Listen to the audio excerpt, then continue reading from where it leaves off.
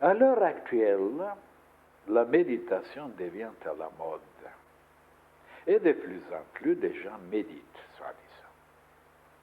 Mais cette méditation n'apporte rien, car elle ne peut se faire comme ça, sans préparation. Comment voulez-vous faire méditer quelqu'un qui n'a jamais eu de haut idéal, qui n'est jamais sorti de ses caprices, de ses dévergondages, de ses plaisirs, de ses désirs, de son vin, de son tabac? Il dit qu'il médite. Mais sur quoi il médite? Sur l'argent, sur les pouvoirs, sur un homme ou une femme à séduire, ou sur les gens, sur la poitrine d'une jeune fille. Il faut ajouter ça. Il ne peut pas méditer sur des sujets célestes, puisqu'il n'a pas de haut idéal qui le tire de la vie ordinaire, animale, pour le conduire jusqu'au ciel. Il ne peut pas méditer avant d'avoir vaincu certaines faiblesses et compris certaines vérités. Et non seulement il ne peut pas, mais il est même dangereux pour lui d'essayer.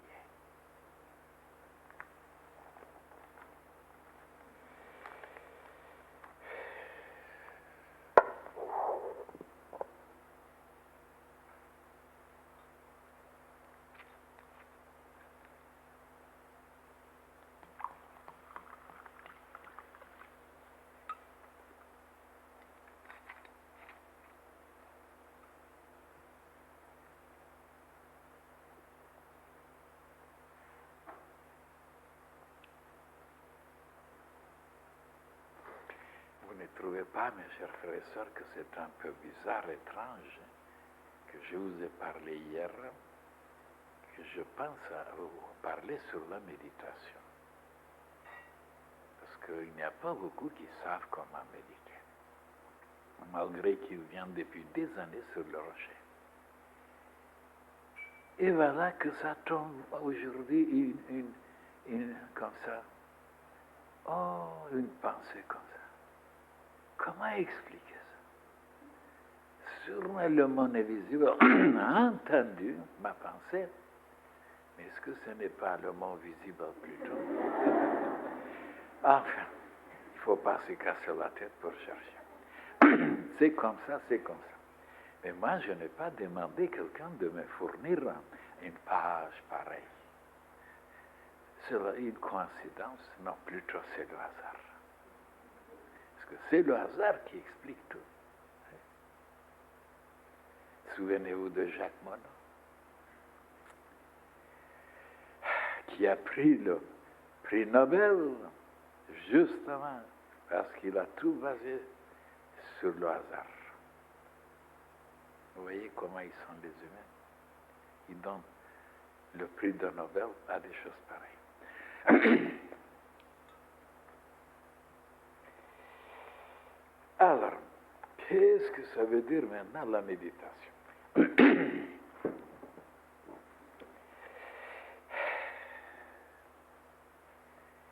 Voilà un sujet qui est très, très apprécié par les hindous, par les tibétains, et même par les chrétiens aussi, par les égyptiens, surtout dans le passé.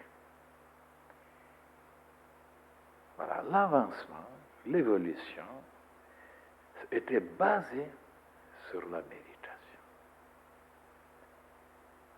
Tout était basé. Seulement, de savoir comment méditer, ce n'est pas donné à tout le monde. Qu'est-ce que c'est le mot méditer? Ben, c'est plutôt juger, raisonner, tergiverser, penser, se concentrer sur un problème, sur un sujet, sur certains embêtements, sur certains ennuis. Voilà. Et quand on pose la question à quelqu'un, qu'est-ce que tu fais? Je médite. Alors la méditation, la vraie méditation, c'est pas ça. On est habitué à penser que de méditer, c'est de penser à résoudre certains problèmes, réfléchir, trouver, n'est-ce pas, l'origine, la cause, etc., ou les conséquences. C'est pas encore la méditation. Souvenez-vous, pour éclaircir maintenant ce sujet, et pour vous aider, je veux vous révéler certaines choses. Mais avant de vous révéler, tout d'abord, je dois vous renseigner un petit peu sur la méditation. Qu'est-ce que c'est tout d'abord? Alors, souvenez-vous, dans le passé, je vous ai parlé qu'il y avait tout d'abord la concentration. Il fallait se concentrer tout d'abord sur un sujet, sur un problème, sur une question. Et après, à réfléchir, méditer, raisonner, s'analyser, faire des synthèses. Et après, contempler. Et oui, mais les gens ne savent pas qu'est-ce que c'est la contemplation. Et après, arriver jusqu'à s'identifier. Voilà des mots qui sont inconnus pour le premier venu ici dans la fraternité. Et ce qui est très difficile ici chez nous, c'est quand il y a des gens qui viennent pour la première fois, qui n'ont pas lu des livres, qui ne savent pas ce qui se passe, et qui sont habitués à un langage, à une compréhension des sujets qui sont dans le monde, sur des sujets administratifs, économiques, politiques, pécuniaires, tout ça, des choses académiques. On est habitué à un langage, à un style, et qui n'est pas tout à fait ici chez nous. C'est pourquoi on ne peut pas s'acclimater, s'adapter, se synchroniser avec la façon dont nous présentons les choses. Il faut du temps pour s'adapter. Parce que le premier jour, on est désaxé, on est désorienté, on est perturbé. On dit, mais qu'est-ce que c'est ce charabia? Parce que notre point de vue, notre vision du monde, notre façon de voir les choses est tellement différente de celui du monde. Et pour se rendre compte sur les avantages ou les désavantages, sur l'utilité ou l'inutilité, il faut venir plusieurs fois. Autrement, on ne nous comprendra pas. C'est dommage. Et même il y a des personnes qui me disent ça. Quand ils viennent ici, tout d'abord, ils sont habitués de se tenir comme les gens dans le monde. Et comment les gens se tenir dans le monde? Il faut être sérieux, il faut être grave, il faut être froid, glacé, renfermé, cristallisé, pour passer pour quelqu'un de formidable. Si vous êtes animé, si vous êtes plein d'amour, si vous êtes bien, oh là là, on vous classe très trop bas. Et alors, qu'est-ce qu'on pratique, qu'est-ce qu'on encourage? De durcir, de se tendre, de devenir froid, antipathique, inexpressif, froid, terne, éteint, pour qu'un jour on vous chasse, on ne vous aime plus, on est antipathique, on vous quitte. Et pourquoi cette mentalité est propagée dans le monde? Parce qu'ils ne connaissent pas grand-chose du côté intérieur, comment ressusciter, comment se vivifier, comment être éclairé, allumé, rayonnant. Oulala, ils ne savent pas tout ça. Ils marchent vers la lenteur, vers la vie effacée, vers le côté matériel. C'est figé, c'est momifié, c'est cristallisé. Voilà ce qu'ils préconisent. Parce qu'à ce moment-là, vous passez pour un homme très profond, très sérieux, très équilibré. Oui, peut-être il y a des avantages devant les idiots, oui. Mais dedans, vous périclitez. Eh oui. Vous diminuez la vitalité, la vibration. Et même vous ne vous liez pas avec un monde qui est au-dessus de nous. pour se brancher, pour puiser, pour recevoir, pour comprendre. Et alors, c'est la catastrophe à la fin. Tous périclitent. Il devient malade, il devient malheureux, il devient soucieux, il se suicide parce qu'il n'était pas dans une école initiatique. Ils n'ont rien compris dans le monde. On suit les idiots. C'est pourquoi ici, il faut venir voir comment ils sont les enfants. Oh là là là là là là. Et alors les adultes deviennent des enfants.